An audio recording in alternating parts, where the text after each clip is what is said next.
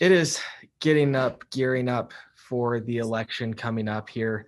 Several gubernatorial candidates for the 2022 election. And this morning I am meeting with Ammon Bundy over Zoom. Thank you for joining me.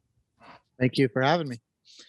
So just kind of to start, why did you decide to run for governor? Well, mostly out of need. I saw many things happen in 2020 that I didn't think would happen in Idaho, or across the country, to be honest with you. And that was concerning to me.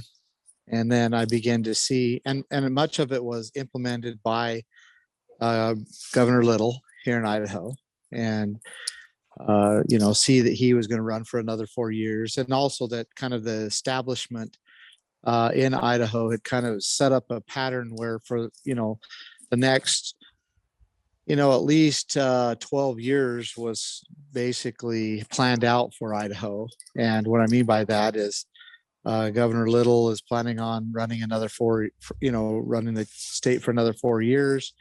And then Scott Bedke is going to move right in after he's done and be the governor for the next 8 years. And that's their plan. And I have an issue with that because of the decisions that they've made and are making in Idaho. And then I began to see, well, who is running against them, who really has a chance to,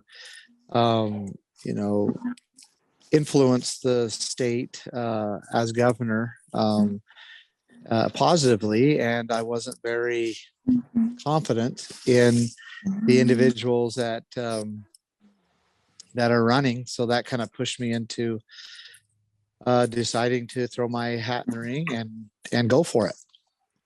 And you're not new to the political landscape necessarily. You've been in the news before, but it's new to you to be a politician running for an office like this. So why do you feel like you are the most qualified candidate to be governor? Well, I very openly say, maybe 2 years ago, I would be a good candidate. And hopefully in 8 to 10 years, I wouldn't be a good candidate. But for what we're facing now, I am a good candidate, because what my family has gone through, what I've gone through, and what I've been doing for the last almost decade is exactly what needs to be done inside the Idaho government. There needs to be someone who is willing to not compromise, someone who is understands principles and willing to stand for those even at their own risk. There needs to be a stripping down of power, especially in the executive branch of government, and restoring that back to the legislature and back to the people.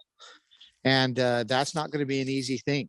It's going to be something that is going to be a constant fight. It's going to be something that is going to be very difficult to do. And to be honest with you, I've been seasoned for that. I haven't really liked that. It's been difficult. It's not something that I ever want to, wish on anybody to have to go through.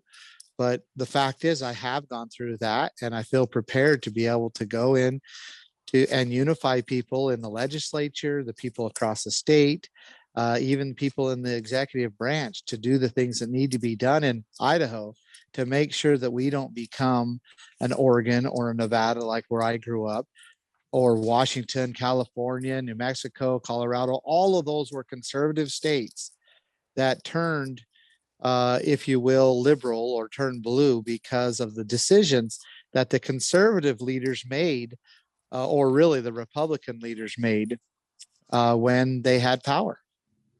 So how are you going to do that? There's kind of everybody is teamed up into one group basically now. And this kind of brings it into another question. The Republican chairman in Idaho said that you weren't fit to be part of the Republican Party. I have it here. He says, Republicans are the party of law and order. Ammon Bundy is not suited to call himself an Idaho Republican, let alone run for governor of our great state. So you're running on the Republican ticket. what do you say about that? Well, let's look at what they've been doing. They want to talk about law and order. People all across the state are getting arrested for going to public meetings when there's open meeting laws in Idaho that forbid government officials from excluding certain people or anybody from entering a public meeting. Yet, because they won't wear a mask or whatever it might be, mostly that, they're actually being arrested and removed from the meetings contrary to the law.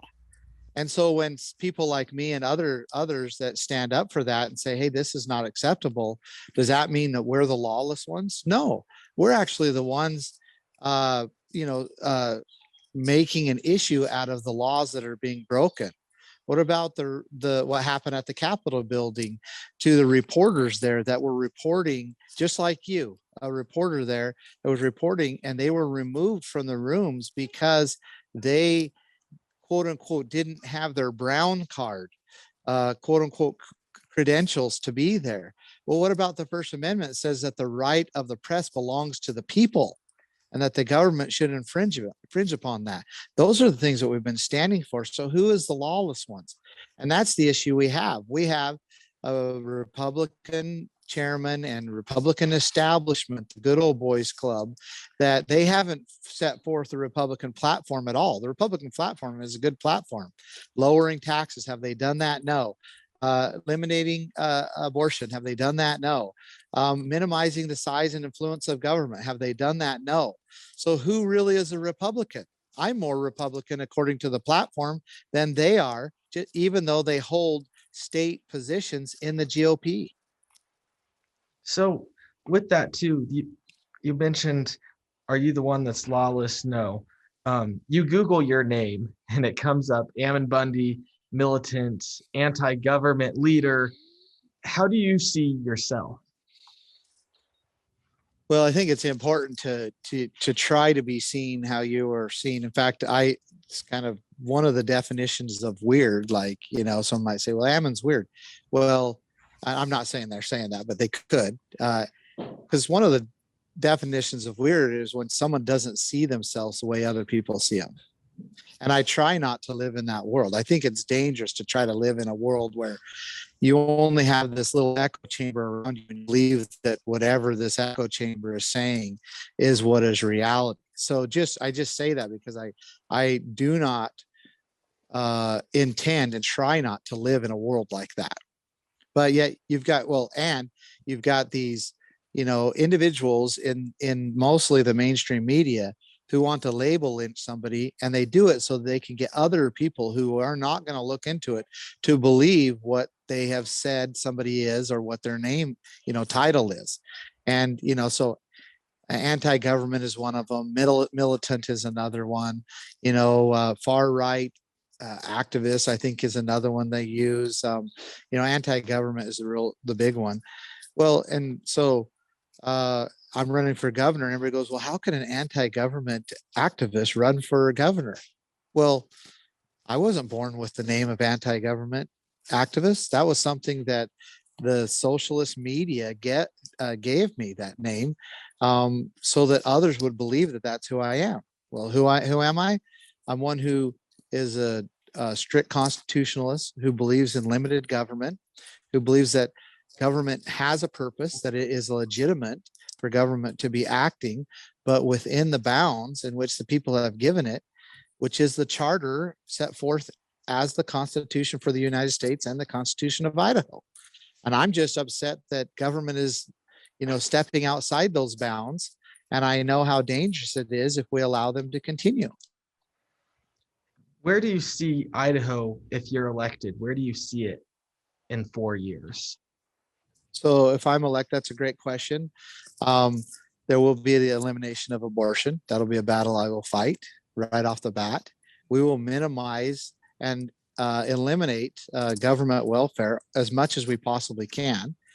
And what that will do is that will bring the right people to Idaho, and the wrong people, and I have no problem saying that, the people who don't want to work for their living, want to live off somebody else. And I'm not talking about short-term charity. That's not what I'm talking about. I'm talking about government welfare. Those people will leave the state. They'll go to states like Oregon, And so, just welfare alone will begin to set Idaho on a path that will make sure that it doesn't become an Oregon. Right now in Oregon, there's so much criminal opportunity that you can go into a store and steal up to $900 worth of stuff, and the police won't even respond unless they steal over $900. That's what's happening in Portland right now. So a criminal justice system back to a restitution-based system, not an incarceration-based system, is something that I will implement. So people will say, don't go to, they'll make you pay it back. Don't go to Idaho to get a handout. They're not giving anything. Go to Oregon. And that will immediately make a huge impact in the growth of Idaho, how it grows, who comes here, and who stays here. Now you have an entire state of people that are producing for themselves, providing and helping each other as neighbors. And the charity for short-term needs will be provided through churches and families, and that's how it'll be instituted. I also will fight the battle of taking back our Idaho's land and natural resources. 63% of the land and resources in Idaho are controlled by the federal government. It's made it so we have a hard time paying our own bills. And we're dependent on the federal government to basically give us a payment in lieu of taxes, which is called PILT. Those are issues, and that'll alleviate the supply and demand so that our housing prices will balance. How cost of housing will balance so that our wages will start to match what the housing and living expenses are. Those type of things. It'll also make it so that people can spread out in Idaho rather than becoming dense populated cities that will politically control the state.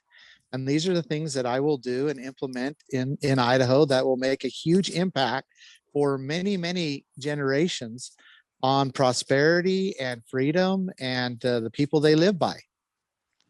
Well, is there anything else that you would like to add or people to know about you or your campaign? Well, of course, I want people to go to my website, votebundy.com. There's tons of information there, videos, a lot of content. See how I'm faring in the race. There's polls that have me leading or right in the middle of Governor Little and Lieutenant Governor McGinn. And so that people can understand what is really happening. The political dynamic of Idaho is completely different than it's ever been before, which makes it where, I have a huge opportunity here and chance of actually obtaining the Republican nomination and going on to be the governor of Idaho. And that's one other question that I thought of. Right now, seems to be a large contrast in the lieutenant governor's position and the governor here in Idaho. How do you see that relationship, and what would you do? Would you keep it the same? Would you do it differently? Well, of course, they're both elected positions, so it's not like you team up with them. You can, but it's not like you team up with them and then everybody, votes you together. So you can end up with somebody, as terrible, in my opinion, as Scott Bedke, who is literally one of the primary leaders of the Good Old Boys Club, and the corruption and stuff that he has done is pretty tremendous. And he could actually end up being the lieutenant governor while I'm the governor. I would hope that doesn't happen because it would create, probably controversy, and we would have to, work that out. I will say this: the lieutenant governor, when it comes to actually authorization in the state, doesn't have a lot of power. It's more of a position where they are the president of the Senate, but they don't have a lot of power other than to vote to break a tie in the Senate. And there's a few other things. Now, politically, they can do a lot of good and should do a lot of good to uniting the legislature, making awareness for people across the state, pushing for certain, policies or implementations of different things. That's what a lieutenant governor does. So this rift between, Janice McGinn and Governor Little It's kind of, to be honest with you, more of a kind of a political ploy for both sides, and trying to appeal to a certain uh, voter in Idaho. Well, again, thank you so much for taking some time with me with this morning. Again, Ammon Bundy, the election is coming up next year. We'll continue to cover that as this continues. You have a great morning. Thank you, Eric. I appreciate it.